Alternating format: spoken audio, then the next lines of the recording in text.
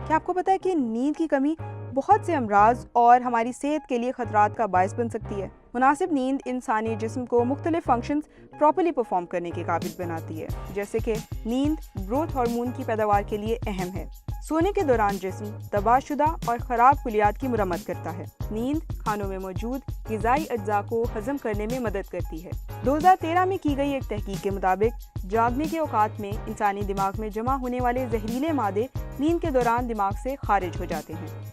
माहिरीन के मुताबिक नींद की कमी से सेहत के बहुत से मसाइल पैदा हो सकते हैं, जैसे कैंसर, दिल की बीमारी, टाइप 2 ज़ियाबतीस, क़ुव्वत मुदाफ़त में कमी जिसके नतीजे में इन्फेक्शन होने का खतरा, मोटापा, हाई ब्लड प्रेशर। इनफैक्ट नींद से महरूम लोगों पर वैक्सीन भी मुकम्मल तौर पर असर नहीं करती। डॉक्टर्स के मुताबिक नींद का फुकदान इंसानी जहन की कारकर्दगी को भी मुतासिर कर सकता है और बहुत से जहनी मसाइल पैदा कर सकता है, जैसे फिक्रमंद रहना, डर, परेशान होना, गलत फैसला साजी जैसे खुदकुशी के ख्यालात आना। इन सब प्रॉब्लम से बचने के लिए ज़रूरी है कि हम अपनी नींद को पूरा करें।